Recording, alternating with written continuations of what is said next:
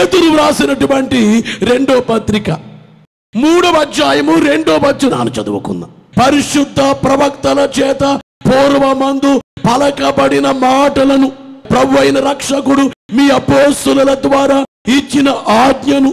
ఇక్కడ మాట్లాడేది ఏమిటంటే పూర్వమందు పలుకబడిన మాటలు. రెండోది ఏమిటంటే యేసువారు అపోస్తలుల ద్వారా ఇచ్చినటువంటి ఆజ్ఞ మీకు జ్ఞాపకం చేయాలి. అంటే ఈ వచనములో ఏమి రాయబడిందంటే జ్ఞాపకము చేసుకొనుట. ఏమి జ్ఞాపకము చేసుకోవాలి? ద్వితీయోపదేశ కాండము 8వ అధ్యాయము 18వ వచనములో కాగా నీ దేవుడైన యెహోవాను జ్ఞాపకము చేసుకొనవలెను. ఏలయనగా తాను నీ పితరులతో ప్రమాణము చేసినట్లు తన నిబంధనను నేటి వలె స్థాపింపవలెనని మీరు భాగ్యము సంపాదించుకొనుటకై మీకు సామర్థ్యము కలుగు చేయువాడు ఆయనే. బలో యేసు మహారాజుకో. జ్ఞాపకము చేసుకోవలసిన మొదటి అంశం ఏమిటంటే మీ దేవుడైన యెహోవాను మీరు భాగ్యాన్ని సంపాదించుకోవడానికి మీకు సామర్థ్యం ఇచ్చేవారు ఆయన. తెల్లవారిందంటే పండుకునే వరకు ఎన్నో జ్ఞాపకం చేసుకుంటాం మనము. ఎన్నెన్నో గుర్తొస్తాయి. వ్యాపారమా, ఉద్యోగమా, పిల్లల చదువులా, అప్పులా, ఈవేళ నీ కుటుంబంలో ఎన్నో పరిస్థితులు ఉండొచ్చు నీకు. అయితే నీకు తెలియచేసే మాట ఏమిటంటే నువ్వు దేవుణ్ణి గుర్తు చేసుకో. యేసు నీ తలపే నాకు ఎంతో హాయి. దేవుణ్ణి గుర్తు చేసుకునే వ్యక్తి పాడైపోడు. దేవుణ్ణి గుర్తు చేసుకోకపోతే పాడైపోతాడు. కొంతమంది ఏం చేస్తారో తెలుసా? అన్ని గుర్తుంటాయి, దేవుడు గుర్తుండరు. తెల్లవారుగానే పేపర్ గుర్తొస్తుంది. తెల్లవారుగానే నువ్వు మోకాళ్ళ మీద ఉండి ప్రార్థన చేయాలి. మంచము దిగగానే మొదట దేవుని స్తుతించాలి, దేవుణ్ణి గుర్తు చేసుకోవాలి. నీకు అనేకమైన వాటిలో నీకు సామర్థ్యం కలుగు చేసేవారు దేవుడే. ఈ వచనము తెలియజేసే మాట ఏమిటంటే మీరు మీ దేవుడిని యెహోవాను జ్ఞాపకం చేసుకోవాలి. వేలాది మందిగా ఉన్న వారులారా, దేవుడిని గుర్తొచ్చారా? నీ జీవితంలో దేవుని మరిచి ఎంతకాలమైంది? మందు తాగి వ్యభిచారాలు చేసి ఇష్టానుసారంగా తిరిగే వాళ్ళు దేవుణ్ణి గుర్తు చేసుకున్న వాళ్ళ? దేవుణ్ణి గుర్తు చేసుకుంటే అలా తాగుతారా? దేవుణ్ణి గుర్తు చేసుకుంటే అలాగూ పాడైపోతారా? చాలా మంది దేవుని గుర్చిన మాటల్ని వద్దంటారు. ఈవేళ కొంతమంది ఏమంటారు తెలుసా? యేసయ్యను గురించి బోధిస్తున్నారు, మత ప్రచారం చేస్తున్నారని పాస్టర్ గారు కొట్టేవాడు కొందరు, తిట్టేవాడు కొందరు, మీదకు వచ్చేవాడు కొందరు. బాబో, మేము యేసయ్యను గురించి చెప్పి మేలు చేస్తున్నాం ప్రజలకి. ఓ వ్యభిచారం మారుతున్నాడు, ఓ దొంగోడు మారుతున్నాడు. మా బోధ వల్ల వచ్చే నష్టం ఏంటయ్యా? తాగేవాడు మారుతున్నాడు, అది మంచిది కదా? వాక్యం చెబితే మాట వినని కొడుకు మాట వింటున్నాడు, అది మంచిది కదా? చదవనవాడు చదువుతున్నాడు, అది మంచిది కదా? దేవుడి గురించి చెబితే దేశానికి నష్టమా? ఆలోచించట్లేదు. అయ్యా, పాప కార్యాలు నష్టం, మోసాలు నష్టం, మోసకరమైన వ్యాపారాలు నష్టం. ఆ నష్టాలను మీరు చూడండి అయ్యా. దేవుడి గురించి జ్ఞాపకం చేస్తే వద్దంటారేంటయ్యా? మన ఇండియాలో దేవుని గురించి మాట్లాడాలయ్యా. సృష్టికర్తను గురించి ప్రతి వాళ్ళు తెలుసుకోవాలయ్యా, నిజ దేవుడి గురించి. గనుక మొట్టమొదటి మాట ఏమిటంటే దేవుణ్ణి జ్ఞాపకం చేసుకోవాలి. రెండవదిగా సంఖ్యాకాండము 15వ అధ్యాయం 39వ వచనము నుండి మీరు నా ఆజ్ఞలన్నిటినీ జ్ఞాపకము చేసుకొని మీ దేవునికి ప్రతిష్ఠితులై ఉండునట్లు మునుపటి వలె కోరిన వాటిని బట్టి చూచిన వాటిని బట్టి వ్యభిచరింపక దాని చూచి యెహోవా ఆజ్ఞలన్నిటిని జ్ఞాపకము చేసుకొని వాటిని అనుసరించుటయే అది మీకు కుచ్చుగా నుండును. నేను మీకు దేవుడనయ్యుండునట్లుగా ఐగుప్తు దేశములో నుండి మిమ్మల్ని రప్పించిన మీ దేవుడైన యెహోవాను నేనే. బోలో యేసు మహారాజుకో. గమనించే మాట ఏమిటంటే, మీరు చూచిన వాటిని కోరిన వాటితో వ్యభిచారింపక. మీరు కొన్ని చూస్తారు, డబ్బు చూస్తారు, నాకు డబ్బు కావాలి. ఆస్తులు చూస్తారు, ఆస్తులు కావాలి. లేకపోతే ఒక స్త్రీని చూస్తారు, ఆ స్త్రీ కావాలి. ఓ పురుషుని చూస్తారు, ఆ పురుషుని కావాలి. ఇలా కాకుండా ఆజ్ఞలు జ్ఞాపకం చేసుకోండి. ఆజ్ఞలు. చాలామంది బుద్ధి పుట్టినట్లుగా ప్రవర్తిస్తారు. అనుకుంటాడు, అలాగే అనిపిస్తుంది, అదే చేస్తాడు. తాగాలనిపించింది తాగాలి, స్త్రీ కావాలనిపించింది స్త్రీ కావాలి. నీ ఇష్టానుసారంగా కాదు, దేవుడు ఏం చెప్పారో వినాలే, ఆయన ఆజ్ఞలు వినాలే. దేవుడు ఆయన వద్దని చెప్పిన దాన్ని నీవు చేయవద్దు, చేయమని చెప్పిన దాన్ని మనము చేయటం మానవద్దు. కొంతమంది ఏమంటారంటే, నా ఇష్టం. నీ ఇష్టమా? నీ కాళ్ళు చేతులు నువ్వు చేసావా? నీ కళ్ళు నీ చెవులు నువ్వు చేసావా? నీ కను రెప్పలు నువ్వు చేసావా? నీ కిడ్నీలు గుండె నువ్వు చేసావా? దేవుని ఆజ్ఞను ఎందుకు పాటించు? దేవుని యొక్క వాక్యం ఏమిటంటే, దేవుడిని యెహోవా ఆజ్ఞలను గుర్తు చేసుకోవాలి. ఈవేళ గుర్తు చేసుకునే రోజు అంటే ఈవేళ చాలా ప్రతిష్ట గుర్తు చేసుకుంటున్నాం ఈ రోజున. కాబట్టి ఒకటి యెహోవాను గుర్తు చేసుకోవాలి, రెండోది ఏమిటంటే ఆయన ఆజ్ఞలను జ్ఞాపకం చేసుకోవాలి అని దేవుని సేవకునిగా మీకు తెలియజేస్తున్నాం. దినవృత్తాంతముల మొదటి గ్రంథము 16వ అధ్యాయము 13వ వచనములో ఆయన చేసిన ఆశ్చర్య కార్యములను జ్ఞాపకము చేసుకొనుడి. ఏమి జ్ఞాపకం చేసుకోవాలి? ఆయన చేసిన ఆశ్చర్య కార్యాలు. ఇశ్రాయేలు వారికి ఏం చేశారో, ఐగుప్తులో నుంచి ఎలాగ విడిపించారో, ఎర్ర సముద్రాన్ని పాయలుగా చేశారో, బండలో నుంచి నీళ్ళిచ్చారో, ఆకాశంలో నుంచి మన్నానిచ్చారో, అన్ని జ్ఞాపకం చేసుకో. అలాగే మనందరము కూడా ఈ మందిరాన్ని దేవుడు కట్టించిన కార్యము గుర్తు చేసుకోవాలి. కార్యాలు ఏ కీడు మాకు రాకుండా చేసి, ఏ కీడు మాకు రాకుండా చేసి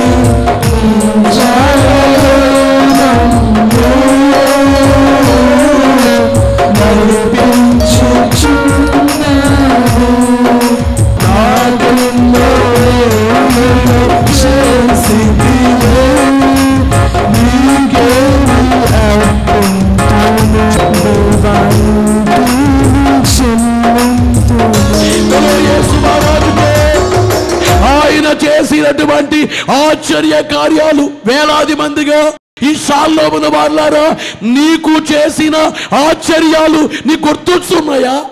బైబిల్ మిషన్ గుర్తి షాలకు దేవుడు తీసుకొచ్చారు. ఇక్కడికి వచ్చిన తర్వాత నీవెలా మార్చబడ్డావో నీకు గుర్తుందా? నీకు ఇంతకుముందు జీవితం, ఇప్పుడు జీవితం నీకు గుర్తుందా? షాలకు వచ్చి ఎన్నో నేర్చుకున్నావు, నీ గుర్తుందా? ఎంతో బలపడ్డావు, నీ కుటుంబం ఎంతో ఆశీర్వదించబడింది, నీ గుర్తుందా? నీవు ఆత్మీయముగా బలపడ్డావు, గుర్తుందా? బాప్తిస్మాన్ని పొందావు, గుర్తుందా? దేవుడు నిన్ను బలపరిచారు, గుర్తుందా? దేవుడు చేసిన ఆశ్చర్య కార్యాలు జ్ఞాపకం చేసుకోవాలి. అపోస్తలుల కార్యాల గ్రంథం 20వ అధ్యాయం 35వ వచనములో మీరు ఈలాగు ప్రయాసపడి బలహీనులను సంరక్షింపవలెననియు పుచ్చుకొనుట కంటే ఇచ్చుట ధన్యమని ప్రభు అయిన యేసు చెప్పిన మాటలు జ్ఞాపకము చేసుకొనవలెననియు అన్ని విషయములలో యేసు మహారాజుకు ప్రభు అయిన యేసు చెప్పినటువంటి మాటలు జ్ఞాపకం చేసుకోవాలట. యేసు వారు ఏం చెప్పారట? పుచ్చుకొనుట కంటే ఇచ్చుట ధన్యమన్నారట. అంటే చాలా మంది ఏమిటంటే, మాకివ్వండి ఇవ్వండి ఇవ్వండి అంటారట. దేవా మాకు అది ఇవ్వు, ఇది ఇవ్వు, పొలాన్ని ఇవ్వండి, ఆరోగ్యాన్ని ఇవ్వండి, పంటలు ఇవ్వండి, ఉద్యోగాన్ని ఇవ్వండి. కానీ యేసు వారు చెప్పిన మాట ఏమిటంటే, పుచ్చుకొనుట కంటే ఇచ్చుట ధన్యం. మనం పుచ్చుకునే పనే కాకుండా, దేవా మీకు నేను ఓడబడాలి, నా చెమట కార్చి పని చేయాలి, నా పని నేను ఇవ్వాలి, అలాగే కానుక నేను ఇవ్వాలి. అందుకని చాలాసార్లు అంటాను, చచ్చి నువ్వు తొడవాలి. చచ్చి తుడిచే పని అది దేవునికి ఇవ్వడం. ఆశీర్వాద భోజనాలు నువ్వు వడ్డించాలి, అది దేవునికి ఇవ్వడం. కాంక్రీట్ మోయటం అది దేవునికి ఇవ్వడం. అడుగుడి మీకు ఇవ్వబడుతుంది, వెదకుడి మీకు దొరుకు, ఇయ్యుడి మీకు ఇవ్వబడు. మీరు ఇవ్వండి, మీకు దేవుడికి ఇచ్చేది ఇస్తాను. పుచ్చుకోవడమే కాకుండా ఇచ్చేది మంచిదని యేసువారు చెప్పిన మాటలు గమనించాలి ప్రియులారా. తెలియజేసే మాట ఏమిటంటే, హెబ్రీ పత్రిక 13వ అధ్యాయము 2వ వచనము 3వ వచనములో వ్రాయబడింది చూస్తే, బంధకములోనున్న వారిని జ్ఞాపకము చేసుకొనుడి.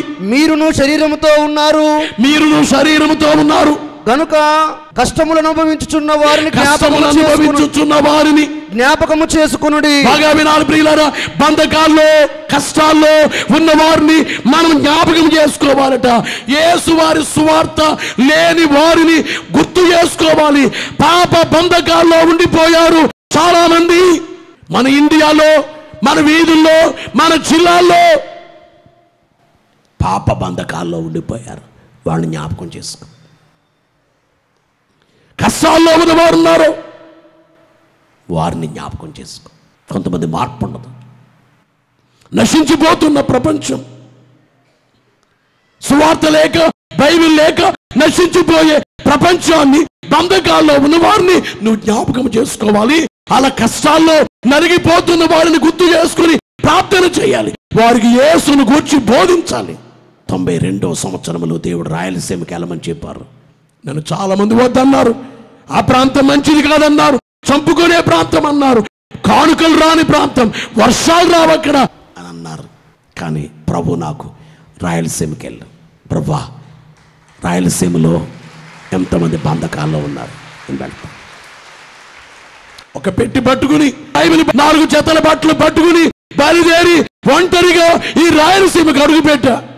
అప్పటికి నాకు ఇంకా పెళ్లి కాలేదు. 92వ సంవత్సరం, నా వయసు 22 సంవత్సరాల్లో దేవుడు గుర్తు చేసుకున్నారు. ఈ ప్రాంతాన్ని, ఈ జిల్లాల్ని, రాష్ట్రాలను గుర్తు చేసుకున్నారు. అందుకనే ఈవేళ ఈ బైబిల్ మిషన్ బట్టి ఎన్ని ప్రాంతాలు ఆశీర్వదించబడ్డాయో, ఈ సేవను బట్టి ఎన్ని ప్రాంతాలు దీవించబడ్డాయి. బాగా వినాలి ప్రియులారా, యెహోవాను జ్ఞాపకం చేసుకోవాలి, ఆయన ఆజ్ఞను జ్ఞాపకం చేసుకోవాలి, ఆయన చేసిన ఆశ్చర్య కార్యాలు జ్ఞాపకం చేసుకోవాలి, ప్రభువైన యేసు చెప్పిన మాటల్ని జ్ఞాపకం చేసుకోవాలి. బంధకాల్లో కష్టాల్లో ఉన్న వారిని జ్ఞాపకం చేసుకోవాలి. 6వదిగా చూస్తే హెబ్రీ 13:7, మీకు దేవుని వాక్యము బోధించి మీ పైన నాయకులుగా ఉన్న వారిని జ్ఞాపకము చేసుకొని, వినాలి ప్రియులారా, మీ పై నాయకులుగా ఉన్న వారిని జ్ఞాపకం చేసుకోవాలి.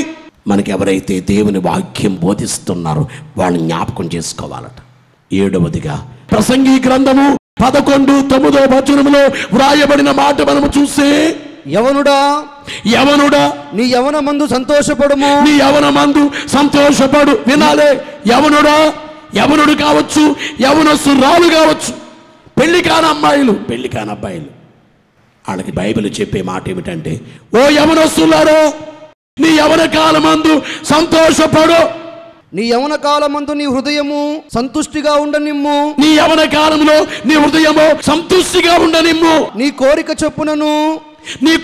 చొప్పున నీ దృష్టి యొక్క ఇష్టము చొప్పునను, నీవెవరినైతే కళ్ళతో చూచావో నీ దృష్టి యొక్క ఇష్టము చొప్పున నువ్వు చేసాయి.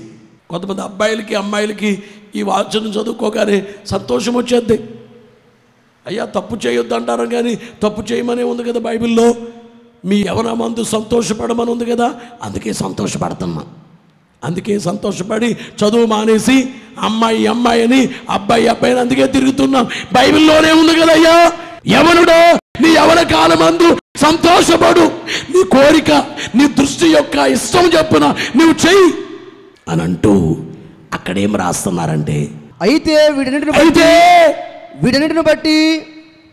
వీటన్నిటిని బట్టి దేవుడు నిన్ను తీర్పులోనికి తెచ్చునని. అది వీటన్నిటిని బట్టి, అయితే నీ ఇష్టం చొప్పు నువ్వు చేయి, నీ కోరిక చొప్పున చేయి, నీ దృష్టి చొప్పున చేయి. అయితే వీటినన్నిటిని బట్టి దేవుడు నిన్ను తీర్పులోనికి తెస్తారని జ్ఞాపకం చేసుకును. నువ్వు చేసేసానని కాదు. ఇంతకీ బైబిల్ చెప్పేది ఏంటంటే నువ్వు చెయ్యొద్దని చెప్తుంది బైబిల్. నువ్వు చేసే దేవుణ్ణి తీర్పులో నిలబెట్టి ఎందుకు ఇలా చేసావు, ఎందుకు ఇలా బ్రతికావు, నిన్ను భూమి మీదకి ఎందుకు పంపించాను. ఈవేళ చాలా మంది ప్రవర్తన సరిగా లేదు. వాళ్ళు చిన్నోళ్ళ, పెద్దోళ్ళ, యవనుల, వృద్ధుల, చాలా భయంకరంగా ఉన్నాయి పరిస్థితులు. చాలా మంది ఏమిటంటే లోకములో పాపం, లోకములో ఎంజాయ్. అయితే బైబిల్ చెబుతుంది తీర్పులో దేవుణ్ణి నిలబెడతారు. నీవేం చేసావు? దేవుడు నిన్ను సృష్టించారు గనుక, నీ మీద హక్కు ఆయన కొంద గనుక తీర్పులో దేవుడు నిలబెడతారు. కనుక ఈవేళ ప్రసంగం పేరేమిటంటే జ్ఞాపకం చేసుకోవటం అనేబడి ప్రసంగం. అయితే ఈవేళ మనం జ్ఞాపకం చేసుకునేటువంటిది ఏమిటంటే 2010 సంవత్సరంలో డిసెంబర్ 9వ తేదీ ఈ శాల ప్రతిష్టను జ్ఞాపకం చేసుకొని దేవుని స్తుతించేటువంటి స్తుతి కార్యము చేయాలి. అది దేవునికి చేసేటువంటిది. దేవునికి మహిమ, ఘనత, కీర్తి, ప్రభావములు కలుగును గాక. యేసు రాబోతున్నారు. ఆయన రాకడని గుర్తు చేసుకోండి. 2000 సంవత్సరాల క్రితం యేసు సిలువ వేయబడ్డారు. సిలువను ఎప్పుడు జ్ఞాపకం చేసుకోవటం మర్చిపోకండి. యేసు రక్తాన్ని ఎప్పుడు మర్చిపోకండి, జ్ఞాపకం చేసుకోవాలి. యేసు సిలువ కార్యం ఎప్పుడు మర్చిపోకుండా జ్ఞాపకం చేసుకోవాలి. యేసు రెండవ రాకడ ఎప్పుడు మర్చిపోకుండా జ్ఞాపకం చేసుకోవాలి. అలా జ్ఞాపకం చేసుకుని మేఘమెక్కే భాగ్యము దేవుడు మనకెల్లరకు మెండుగా దయచేయును గాక.